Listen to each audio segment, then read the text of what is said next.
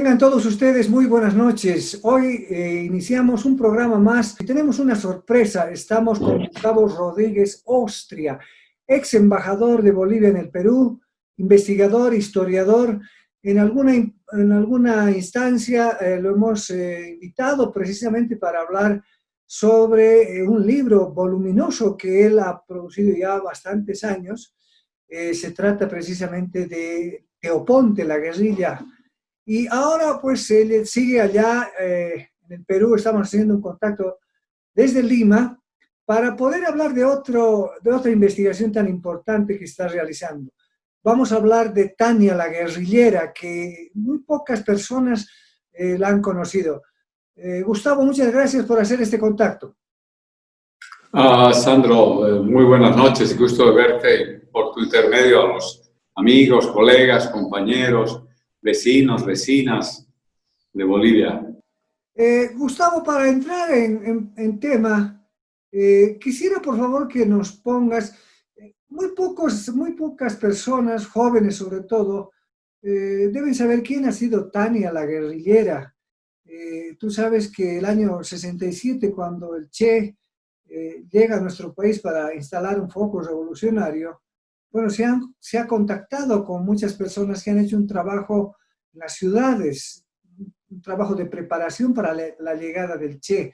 Entre ellas Loyola Guzmán y, bueno, también Tania. Primero quisiera que hagas una introducción, por favor. ¿Cómo se vivía aquel tiempo de la preparación de la llegada de la guerrilla del Che?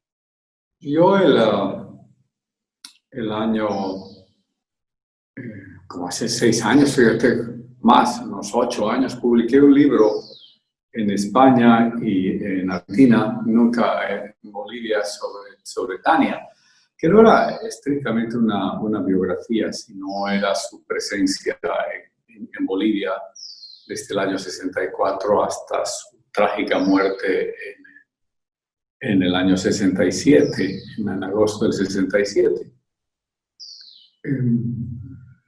Este es un libro voluminoso, no sé por qué me encanta escribir libros así gruesos, ¿no? Bastante documentado. Y amenazantes, porque es un reto leerlos también, ¿no? Claro, bueno, te diré que algunos ratos, si quieres, hablaremos de eso. Estoy acabando, yo siempre digo que estoy acabando, pero en verdad no sé si lo acabaré alguna vez y no sé si lo publicaré alguna vez. Un texto sobre el Che en Bolivia. Que tiene ahorita en espacio y medio, al frente tengo mi computadora. Todos los días escribo algo, tiene como 550 páginas. Es sobre el Che en Bolivia.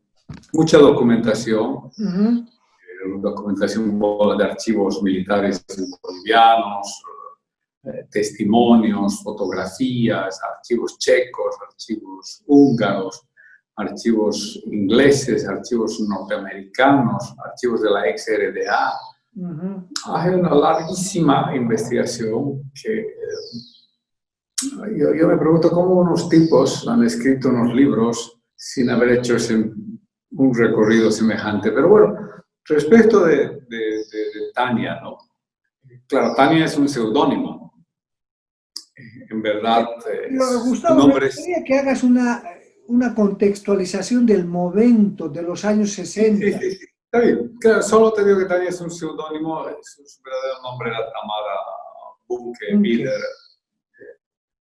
Había nacido en la Argentina y de padres comunistas. El padre era alemán y la madre era rusa, de Odessa, que ahora no sé ni idea a quién pertenece. Pero, claro, todo esto tiene que verse en el marco de la influencia de la Revolución Cubana y de la Guerra Fría. O sea, Cuba representó una nueva visión dentro del socialismo internacional.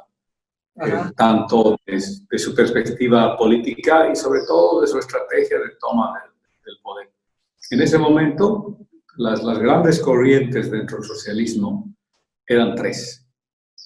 siempre se habla de dos, pero en verdad había una tercera que no tenía un Estado y era menos influyente, pero no por eso menos motivadora. Estaban por un lado los partidos comunistas, que tienen una larga relación con la Unión Soviética, que había comenzado a desarrollar la concepción de la confrontación pacífica entre dos mundos o la coexistencia pacífica, y que apostaba mucho hacia salidas de transición democrática. El caso más visible en América Latina es, pero no el único, es el caso chileno.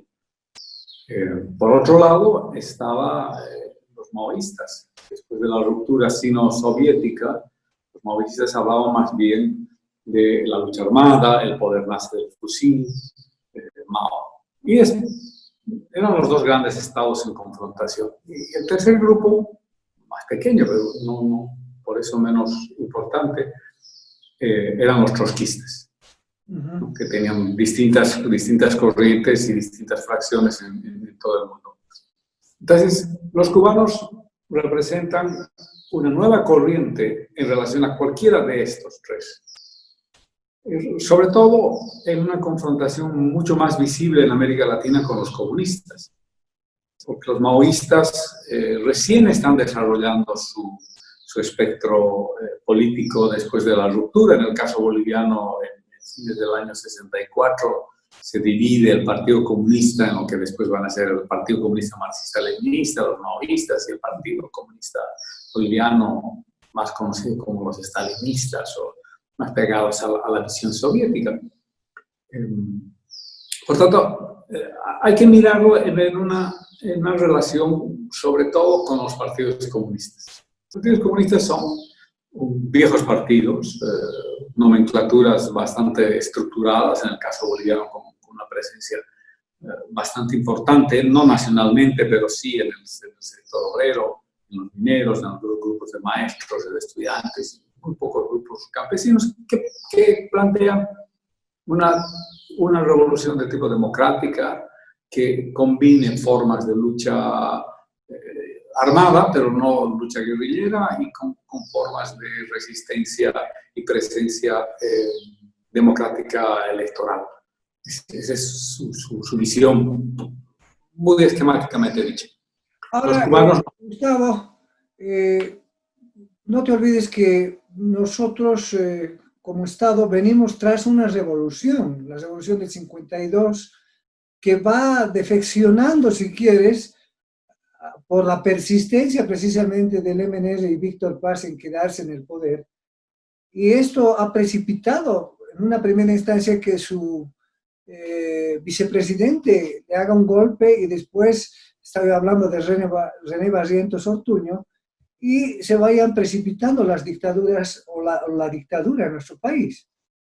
Sí, en efecto, pero terminaré diciendo, y voy a tratar de engarzar esto con lo que tú me decías. Los cubanos, mientras los PCs hablan de transiciones democráticas, de revoluciones democráticas y no de revoluciones socialistas, los cubanos creen básicamente dos cosas. Uno, que va a haber una revolución que van a hacer del campo a la ciudad, y por tanto no va a tener como sujeto revolucionario a la clase obrera, sino una cosa de una dimensión medio extraña, porque nunca va a quedar claro cómo se va a presentar el mundo rural o el mundo campesino. Y dos, que esta va a ser por una vía armada. Ahora, los partidos comunistas no desdecían de la lucha armada, no la practicaban, pero no estaba fuera de su esquema doctrinal. No, los cubanos hablan de la guerra de guerrillas. Entonces, la guerra de guerrillas, que va a ser teorizada por el Che y después va a ser sistematizada en un libro polémico, Revolución en la Revolución, por Regis Debray, publicado en miles de ejemplares a principios del año 67, cuando Debray está rumbo a Bolivia. Tiene pues un estatuto complejo en términos teóricos en relación al marxismo. Los comunistas creen que el brazo de la revolución es el partido. Para los cubanos es una estructura armada colocada en la zona rural que podrá luego convertirse en un movimiento de masas eventualmente en un partido, pero no depende del partido. Entonces, ahí lo que me interesa marcar es que hay unas diferencias doctrinales muy fuertes entre los comunistas, el Partido Comunista, el partido de Monge, el partido de Colecueto y la visión cubana respecto a la revolución. Los partidos comunistas de Bolivia no eran los únicos que tenían esa diferencia, los tienen los chilenos, los tienen los argentinos, los tienen los uruguayos, lo tendrán en su momento, no siempre, pero lo tendrán los venezolanos. Ahora, termino diciéndote esto para ligar con lo que tú me has dicho. El modelo de revolución que está en la cabeza de Monge y de los comunistas es una revolución urbana y está muy influida por dos modelos. El modelo ruso-soviético, la toma del Palacio de Invierno, los soviets, es decir, una suerte de insurrección urbana del proletariado urbano, digamos, en el caso de Bolivia, urbano minero, si quieres, pero también está en la cabeza de ellos, aunque nunca lo digan, el 10 del 11 de abril del 52. Es decir, es posible derrotar al ejército, que es el núcleo del poder, el aparato del Estado. Debe subordinarse al mundo rural. El mundo urbano es algo así como la burguesía de la guerrilla. Ellos no creen en guerrillas urbanas. Ellos no creen en militantes urbanos. Ellos creen en probados militantes rurales. Y por eso es que todo el entrenamiento cubano es siempre un entrenamiento rural. Y entonces en el entrenamiento rural prueban a sus cuadros, a la resistencia física de sus cuadros, a la resistencia frente al temor, hacia el miedo, a la sed, al hambre, a todas esas cosas.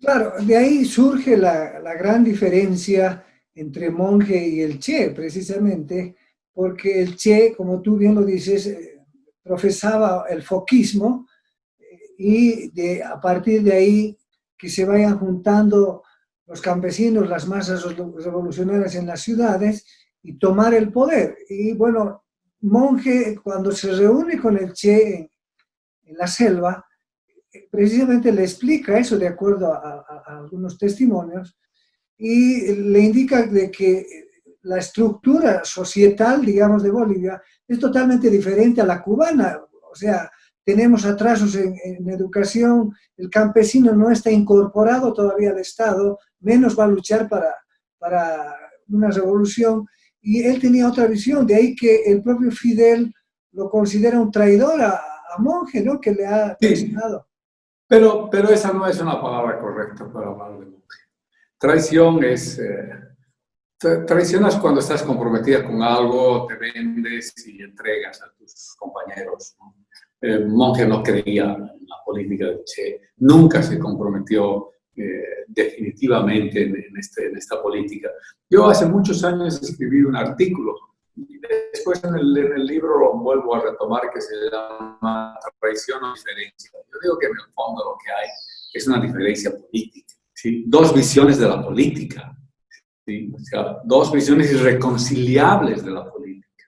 Fíjate que no está muy claro cuándo, pero probablemente 64 o 65, el Che quiso ir a Venezuela. Venezuela era uno de los pocos países en los cuales el Partido Comunista había organizado una guerrilla. Estaba ahí Rubén Pekov, su hermano, Marín y otros.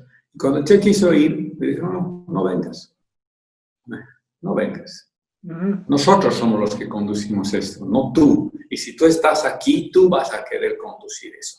Y esa es, en el fondo, la confrontación entre Monge y el Che. El Che no entendía exactamente lo que pasaba. Si uno lee el diario del Che, o al menos lo que está registrado en su diario, él reduce al conflicto de Monge con él a que Monge se había inventado la idea de la jefatura militar. No. había una diferencia notable, porque además, claro, en esa visión que decíamos antes, el Che creía en la primacía de lo militar sobre lo político. Monge creía en la primacía de lo político sobre lo militar. Claro, no tenemos tiempo para explicarlos ahora, ¿no? Pero, bueno, mi libro, que no en el de la Tania del que hablábamos antes, sino en el nuevo libro, está muy explicado eso. O sea, yo logré hablar con Pole antes de que muriera.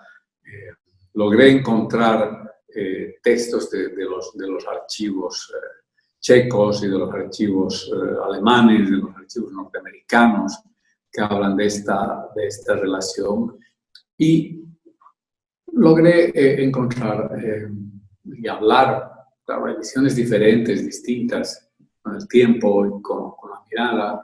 La memoria se reconstruye, no porque olvidas, sino porque miras el pasado desde tu propio presente. Entonces eso hace que lo reconstruyas.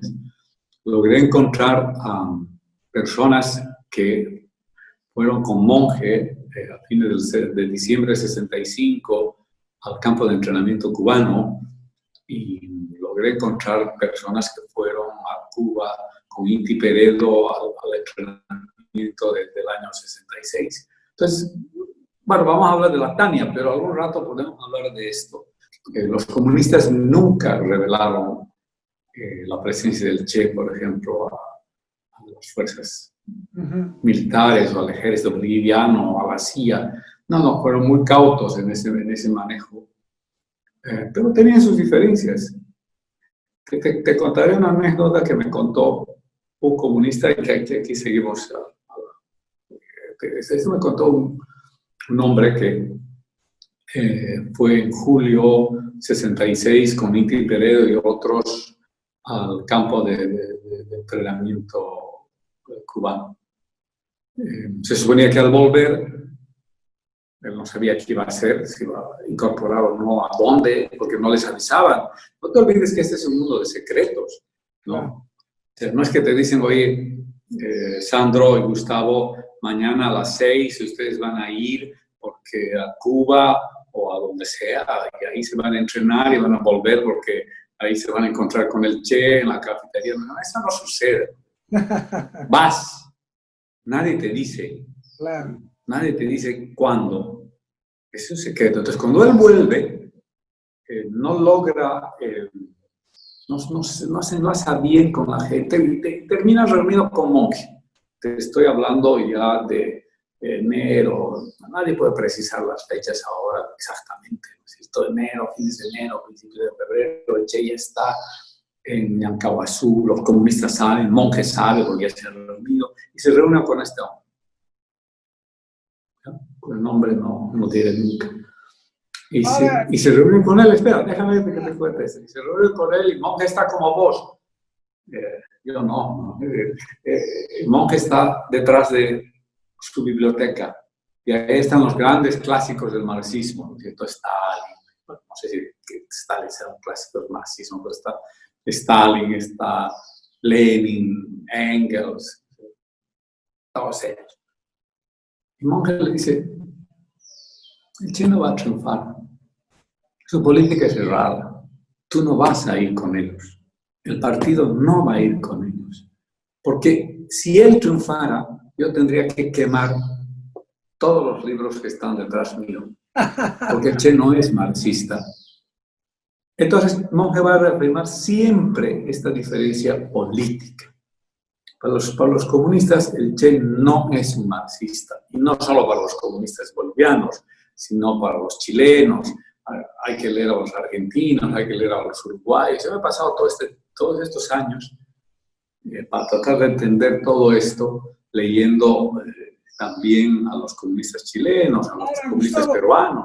Una cosa es bien importante. Ahora también el liderazgo del movimiento o de la guerrilla o de ese proceso también jugaba un papel importante. O sea, Monge estaba en total desacuerdo que un extranjero, en este caso un argentino, el Che, venga a liderizar acá la revolución o la revuelta, ¿no?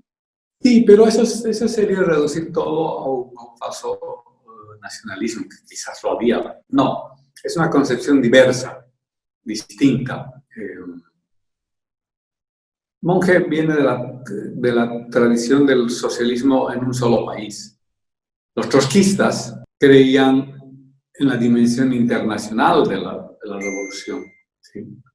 El Che también, sin ser un trotskista necesariamente, él creía en Bolivia como la columna madre, como el lugar de donde iban a salir las columnas para todo el mundo. Él no estaba hablando de la revolución en Bolivia, él no soñaba en sentarse en el Palacio Quemado de la Paz y desde ahí dar decretos. No. Hay que leer su diario, pero hay que leer también los otros textos. Esos están ya esbozados en los textos primarios y sobre todo está esbozado en sus textos sobre África, sobre el Congo Zaire. Ahí está claro que es una revolución de tipo continental. Entonces, Monge no.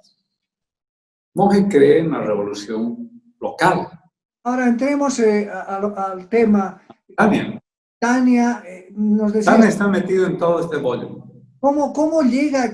¿Por qué se mete? ¿Quién le contacta? Claro, pero Tania no es una doctrinaria, ¿no? O sea, comparte todas estas cosas, pero no es la mujer. ¿Qué es Tania, en verdad? ¿No? Hay dos cosas, como en todo proceso histórico. Hay los hechos y hay la memoria de los hechos. Entonces, en mi libro, que se llama Tamara, Laura, Tania, un misterio en la guerrilla del Che, porque son los tres nombres. Tamara era su nombre verdadero, Tania es el nombre que tiene en Cuba y Laura Gutiérrez Bauer es el nombre que se cobija aquí en Bolivia. Ella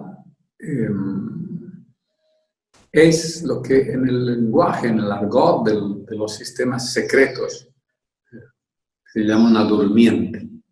Yo para entender todas las cosas, durmiente. Ahorita explico qué es. Yo para entender todas estas cosas me he pasado leyendo libros sobre Stasi, sobre la KGB, sobre los sistemas secretos, ¿no? Una durmiente es alguien que tú colocas en un lugar para que se inserte en la sociedad y cuando sea necesario tú la vas a activar. No es una espía, no es una Mata-Hari, no es una reclutadora de cuadros. No. Ni tampoco información. Ni tampoco información. ¿No? Yo en mi libro comparo brevemente la situación de Tania con África de las Heras. África de las Heras era una mujer española que combatió en la guerra civil española, luego se fue a la Unión Soviética, en la Unión Soviética combatió contra los alemanes, después la reclutaron los servicios de seguridad y le dijeron que se tenía que ir al Uruguay y que tenía que casarse con un tipo tal. Y él hizo todo lo posible por conocerse con él, estamos hablando del año 46, después de la Segunda Guerra Mundial, y ella estuvo de durmiente en Uruguay más de 30 años.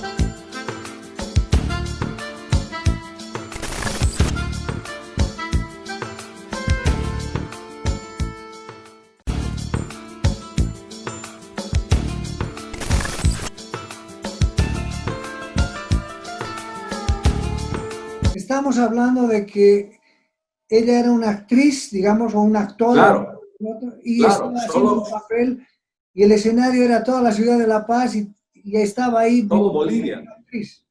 Solo que ellos no sabían que ella actuaba. Sí.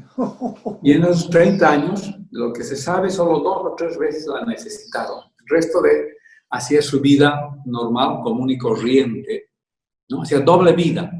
Claro. En algún momento era una gran modista y en otros era una vendedora de artesanías, hasta que se cansó y se fue. O sea, cometió algo que no se hace, pero se fue. Y bueno, finalmente la perdonaron y la condecoraron, es heroína de la Unión Soviética. Tania fue entrenada, claro, con todos los elementos necesarios para soportar esa vida. Ella tenía un cierto entrenamiento para soportar las tensiones de esa vida y para moverse en esa vida. Sus padres eran militantes comunistas en la Argentina de Perón, que perseguía a los comunistas. Entonces ella estaba acostumbrada en la casa a no hablar, a no mirar, a no preguntar, ¿sí?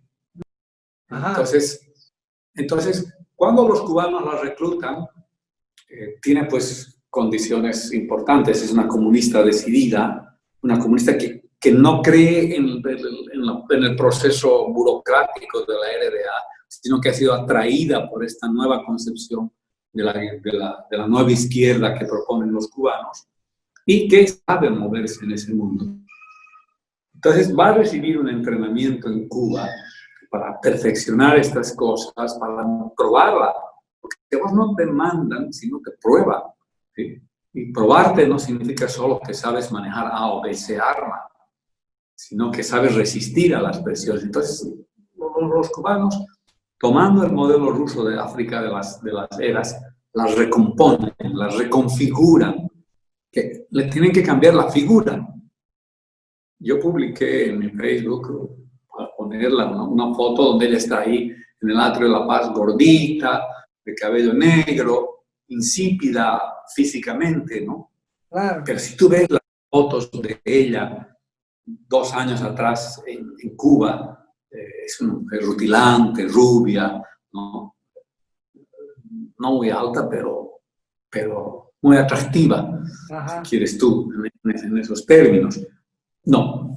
Y en esa foto precisamente que publicas, ahí se la ve una señora con su cabello recogido. Una señora, claro. Muy. Claro, porque, claro, no es la Mata Hari, ¿no? Tiene que pasar por la vida de La Paz de una forma absolutamente anodina, ¿no? Sin que nadie le llame la atención su presencia, pero está, ¿sí? Entonces, para eso la entrenan para que ella pueda vivir en una sociedad capitalista desigual, heterogéneamente desigual, étnicamente desigual, con líos sin involucrarse en ellos, sin que le salga de su boca una palabra que diga, carajo, ¿cómo sucede esto? ¿Cómo los tratan así a los hijos, a las mujeres, a los trabajadores? ¿Qué mierda es este gobierno? Eso no puede salir en la conversación de ella. Ella tenía que hacer esa vida, ¿no? Claro, uno se imagina. Además, soportar ese tipo de charlas, soportar esa mirada, esa visión que ellas, las mujeres conservadoras de aquel tiempo, la moda, por supuesto. Eso, tenías que ser un buen actor, porque si no, cualquier momento explotabas, ¿no? Bueno, probablemente en algunos momentos lo que tú dices es correcto. Tenías que ser una buena actora, en parte para eso había sido entrenada. Pensá en esta que te dije yo, África de las Eras, 30 años haciendo esa vida, ¿no? Sin renegar. Entonces se va a la Unión Soviética y dice, yo soy comunista. La Tania era lo que era, ¿no? De pronto hubiera quedado 30 años y se hubiera vuelto a La Habana y dice, yo soy comunista. Es decir, es una militancia fuerte. Claro, no sabemos cómo era su vida interior, ¿no? Qué pasaba cuando volvía de la calle y entraba al cuarto donde vivía en varios lados, qué cosa pasaba. Por elemental precaución, ella nunca dejó un escrito. Entonces ahí viene esta otra relación compleja con Mario Martínez, con el que tú me decías, con el que se casa. Ella lo conoció en esta casa del Montículo, ahí a la vueltita de la Simoco Gutiérrez, nunca me acuerdo cómo se llama esa calle. Hay que baja del Montículo, hay una casa ahí de... La Gregorio Reynolds es la que baja y del Montículo se ve la casa donde hay una entrada de garaje, ¿no es cierto? Sí, es como un puente. Pero claro, ahí lo conoce, pero ¿cuál era y cómo era su relación? Lo amaba. lo que ella no podía, eso no existe. ¿Te das cuenta? Esos términos no existen. Es como los cristianos. Entonces ellos tienen una adhesión fiel, militante a la causa. Entonces tú no puedes enamorarte del que quieras, sino del que puedes, pero tampoco enamorarte, ¿no? Es una cosa muy difícil, ¿no? En este mismo papel. Ahora, ella No en Bolivia, necesariamente. ¿tenía hijos, Gustavo, con Mario? No, ella no tenía. No, con Mario Martínez se casó y yo lamento decir el nombre de Mario Martínez, pero lo digo porque está en los textos. Si no, nunca lo hubiera puesto. Claro. Si no me gustan esas cosas, ¿no? Pero se casó porque necesitaba documentos bolivianos. Cuando ella muere en la emboscada, encuentran días después de la emboscada, a ella la encuentran flotando en el río Grande, en el río Guapay. En la mochila hallan el certificado, el documento que ella le da el poder a un muchacho que conoció en la misma casa, que ya ha muerto, Nazar en realidad, para que se divorcie de Mario Martínez, ¿no? Que es lo mismo que había hecho África de las Heras. ¿Cuándo es que Tania resuelve entrar en acción? ¿Cuándo Tania aparece su verdadero personaje en acción? Sí, pero es que no es en la teatralización y en los roles que el Che asigna a la gente. Tania no está en ese rol. Tania es alguien que está en la zona urbana, pero lo que ocurre está también un punto de discusión. ¿Por qué cae en su encuadramiento y termina asumiendo roles en el marco de la recepción de los guerrilleros que comienzan a llegar de Cuba y del habituallamiento de los que están colocados en el campamento, del traslado de los contactos? Ese es un punto que no tiene resolución fácil, ¿cierto? Ahora, podría ser que ella estaba aburrida de esa vida. Pero el que estés aburrida de esa vida no permite que tú hagas lo que no está permitido.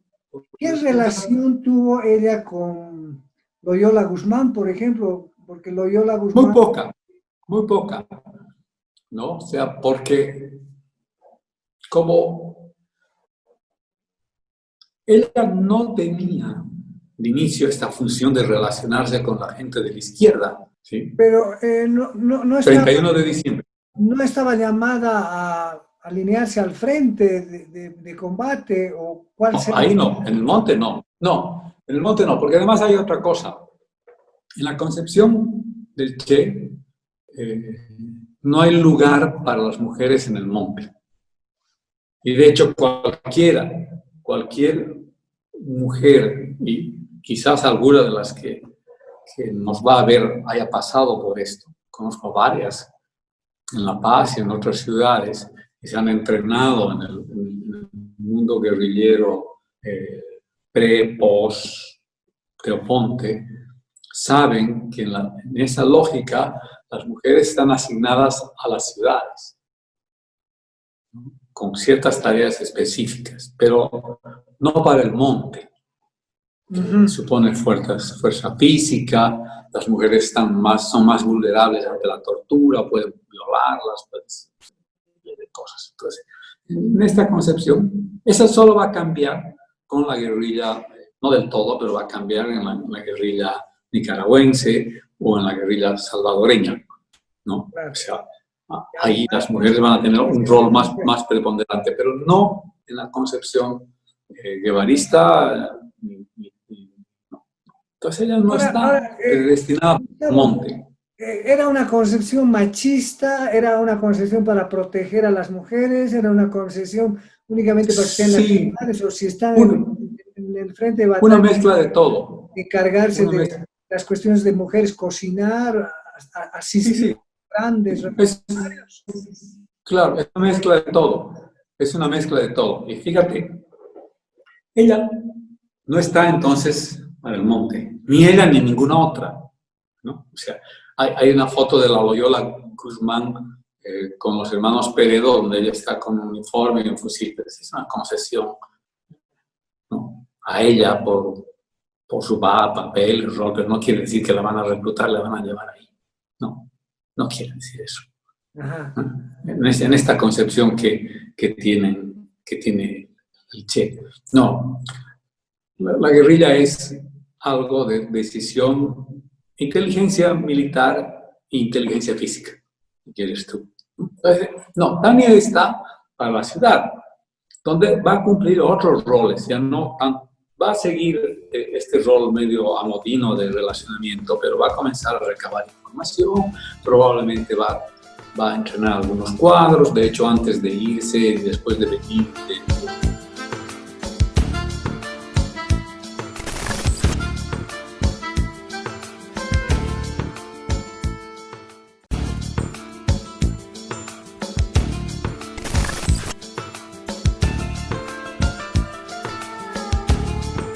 ¿qué pasa? Cuando llega el 31 de diciembre al campamento, el monje llega por vía separada, sucede lo que sucede con el Che, a Tania el Che la manda a la Argentina a contactarse con el grupo argentino que está metido en la guerrilla del Che. Pero sí, Tania se ve con Josami y no se ve con Hellman, que también está en Cuba, pero se ve con Bustos. Con Ciro Bustos. Con Ciro Bustos. Hay una foto del Che muy socorrida, muy difundida, del Che cruzando el Río Grande. Sí, sí. En jeep. Ese es el jeep de la tarde. Ajá. Ese es el jeep que maneja él. La placa 68111, creo que es. Un jeep, ¿no? Ese es el que le dan a ella para que se mueva. Deja su jeep en Camiri. No es cierto, es una falaz mentira que ella dejó su jeep de modo deliberado y encontraron en su jeep documentos que sirvieron luego para identificar y descalabrar a la guerrilla. He leído eso en algunos de los biógrafos del Che, algunos bastante renombrados. De alguna manera quería darle una especie de traición, ¿no es cierto? Claro, bueno. Querían decir que ella era un imprudente, u otros más exagerados dirán que era una doble agente, que trabajaba para los cubanos y trabajaba para los soviéticos, por la Stasi alemana de la República Democrática. No, nunca se ha podido probar, nunca he podido, y no creo. Claro. ¿Sí? Ahora, ella, después de dejar su jeep ahí, en el garaje, en camino, se vuelve en avión a La Paz y después de un tiempito vuelve con Bustos y de Brey. No, ese es un viaje que debe ser fascinante, porque van en bus. Los tres. La Paz, Cochabamba, Sucre, en Sucre alquilan un taxi, se joroba el taxi o no creen el taxi, los dejan en la mitad del camino y llegan a Camiri. Entonces, ahí viene el punto de decisión. Porque ella tiene dos opciones una vez que está en Camiri. Agarrar Fuji, que está en Camiri, y volver a La Paz, un camino que he hecho antes. Pero ella decide ir al campamento. ¿Qué le hace decidir? Esa es una pregunta que solo ella puede responder. Porque primero, no tiene a qué ir al campamento. ¿Sí? No la han llamado, ya te he dicho antes, no es algo que dice, ¿sabes qué? Se me ocurrió verte, venir a tomar un cafecito y saludarte y darte un abrazo, Che. No hay eso, ¿no? Claro. Te mandan al carajo.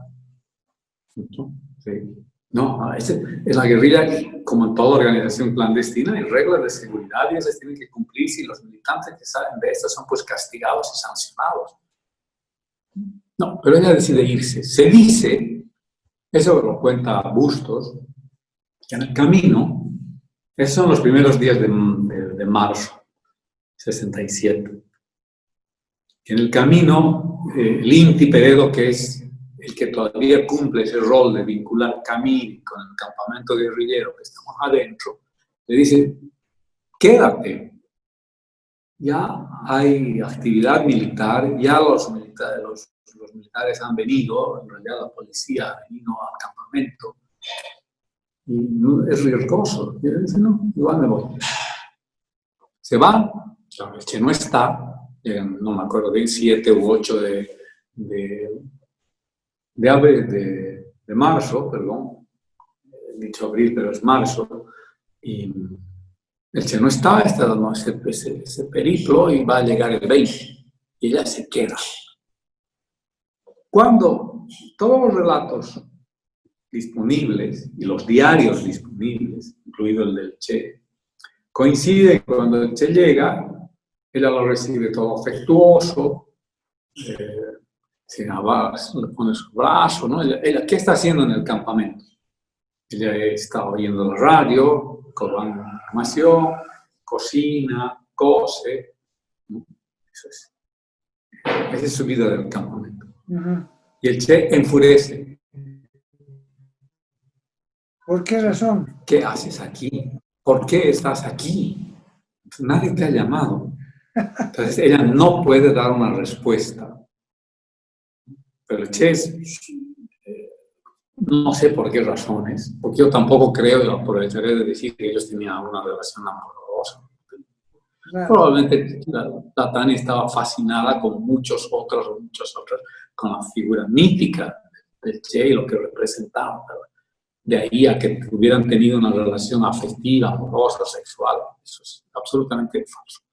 Ahora, el Che es relativamente tolerante, porque es una infracción gravísima a las concepciones de la organización. Por menos de eso, otros hubieran volado, y de hecho volarán, serán sancionados. Claro. Pero él no.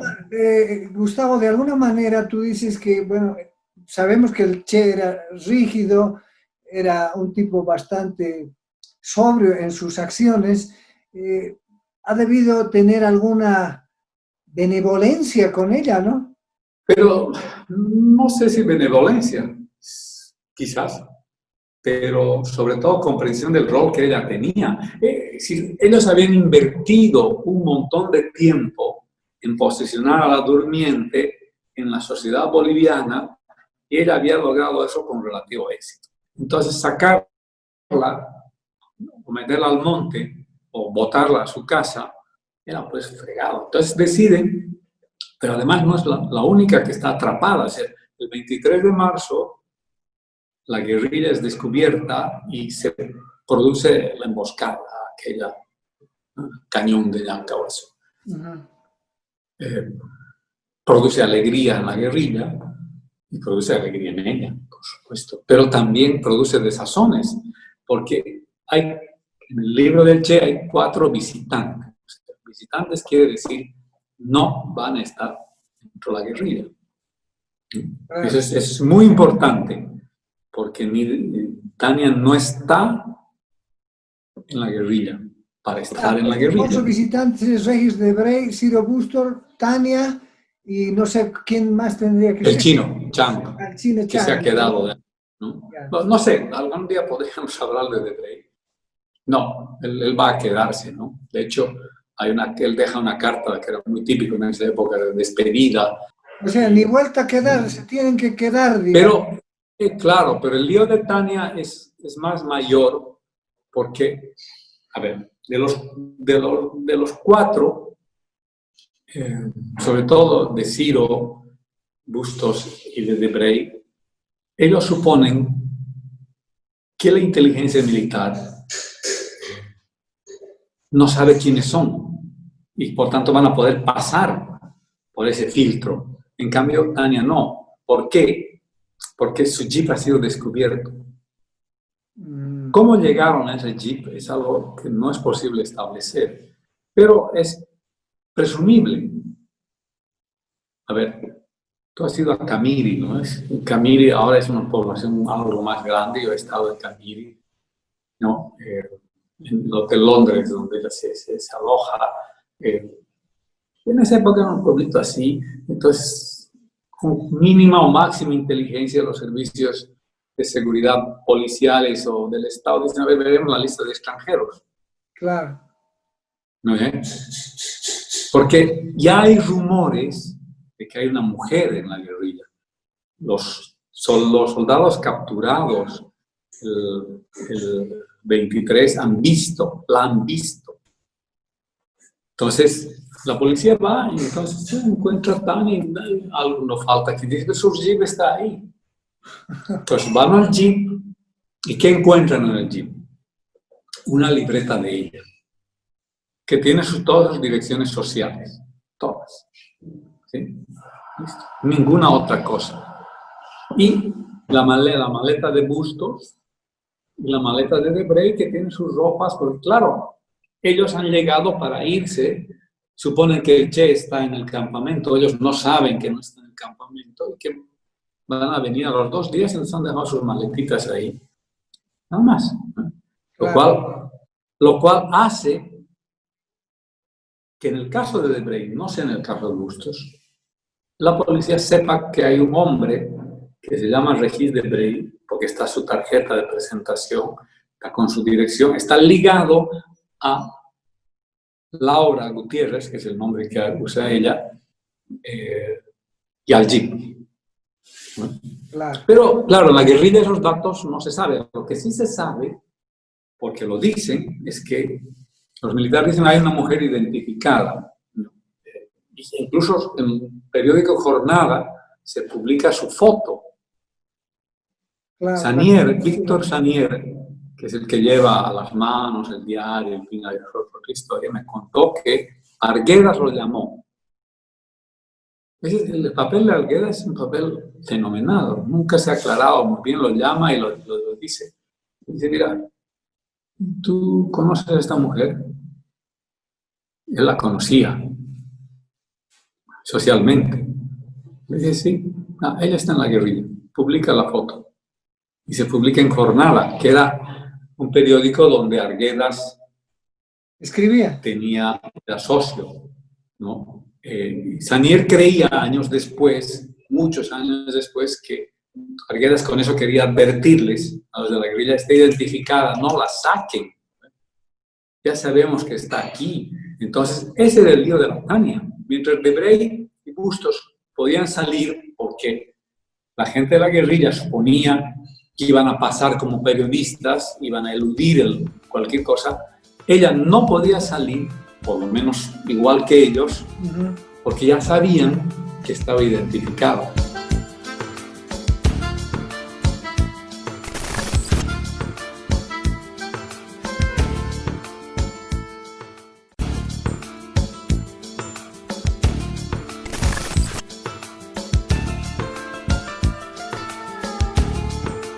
La historia del grupo donde está la Tania, hay algunas cosas también en el libro de Adis Cupul y Froilán González. Yo, en cambio, en el libro de Tania, traté de reconstruir la historia del grupo de Joaquín y la historia del grupo de Tania, que es otra, es distinta, es diferente a la del grupo del Che. Es decir, ¿no? Es otra. Ellos se van a quedar alrededor de esta del río Iquira, de esta zona, y después van a tener otros periplos, ¿no? Claro. Pero ella, ahí lo interesante es esto, que ella no tenía arma larga. ¿Qué quiere decir una arma larga? Sí, grande, una ametralladora. Sí, no, tenía una pistola. Es un arma de defensa. ¿Por qué? Porque ella no está en la línea de combate. Ella, cuando se mueve la guerrilla, este grupo de Joaquín, cuando se mueven a las tareas militares, que son las tareas de avanzada, las tareas de combate, porque tienen algunos combates, las hacen los cubanos y los bolivianos. Ella se queda en el campamento, se queda cuidando el campamento, y hace lo mismo que hacía antes. Oye la radio, produce informes, ¿no? Solo al parecer en las noches hace guardia, quizás ahí le da, no, quizás le da pero no es una combatiente, sigue siendo la visitante, ¿no? Sigue siendo la visitante y eso no es menor. ¿Cómo se produce la emboscada y cómo muere Tania? Yo te digo que esta situación es trágica, ¿no? Dramática, porque después de la toma de Samaipata, el grupo de Joaquín, que no son más que una decena y media, se dan cuenta que el Che está ahí arriba, que probablemente no está yendo a buscarlos. Están 200 kilómetros de distancia. Y entonces deciden armar su propia guerrilla, deciden hacer las cosas por su propia cuenta, intentan tomar Monteagudo, pero el ejército los está acercando, entonces deciden subir, irse hacia el norte, hacia el Río Grande, a la búsqueda de algún contacto. El Che, que al tomar Samaipata no ha conseguido los medicamentos que necesita, ha decidido volver hacia el campamento para encontrar medicamentos para la demanda, una avanzada, pero además comienza a escuchar en la radio que hay noticias respecto a un grupo guerrillero en algún lado, ¿no? Muertos, combates. Entonces, presume con buena base, y hay un momento, 29, 30, incluso el día de la emboscada,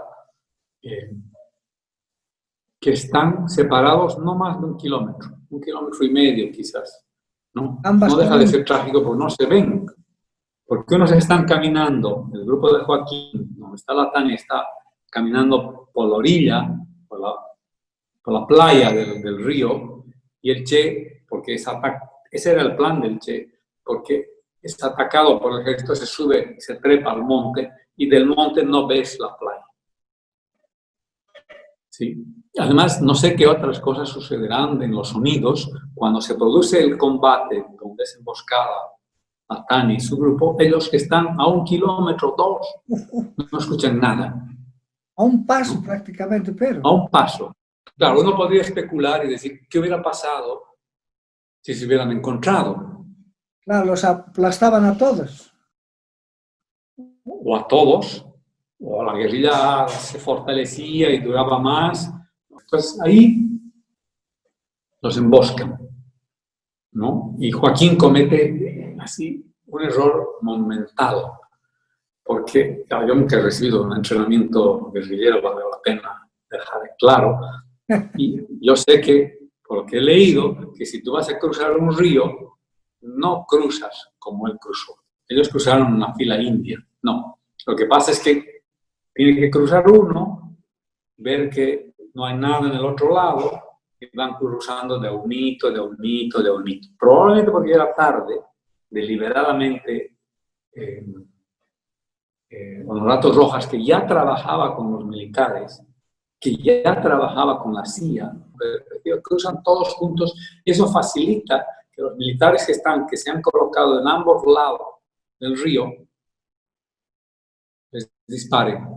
Hay leyendas después que dicen que ella salió y que todavía fue. A mí murió ahí, en un tiro, parece que... Claro, los militares con los que he hablado, estuvieron en la emboscada, así que ellos estaban ahí cuando se dieron cuenta que había una mujer, ¿no? Que venía, que ya con el tiempo ya no podía ir a la peluquería y su cabello había vuelto a ser rubio. ¿No? Entonces la veían, entonces alguien gritó, a ella no, es una mujer. Pero claro, cuando tú disparas y ametrallas, pues le toca a la que le toca. Además, la instrucción de los militares era no pactar, no tener rehenes, sino... No, ahí ya los tenían, ¿no? Los tenían. Y ella cayó al río, el agua se la llevó. 7 días después, va a encontrar su mochila.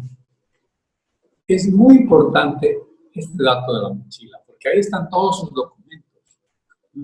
Está su certificado, su contrato de anticrético de una casa en la calle Aspiazo, frente al colegio Aspiazo, ahí vivía, no en una casa, sino en una calle, un apartamento. el texto que decía antes de divorcio de Mario Martínez, otras cosas más. Ella tuvo toda la precaución de llevarse, no dejó nada en el jeep. No es cierto que dejó cosas que después sirvieron para desmontar la guerrilla porque era una doble agente. No tuvo una precaución. Y agarraron su pasaporte, agarraron su carnet de identidad.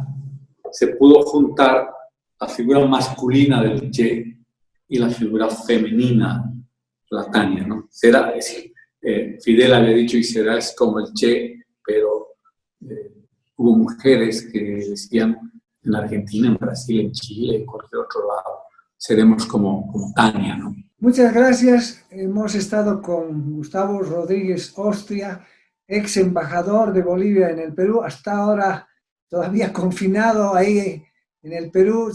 No, confinado no. Confinados son los cosméticos. Yo estoy muy bien acogido. Pero, o sea, confinado, lo decía físicamente, por la pandemia, pero aislado de las bibliotecas. Y bueno, esperemos que estés de retorno. Cierto. Yo quisiera poder meter la mano y sacar algunos de los libros que tienes ahí.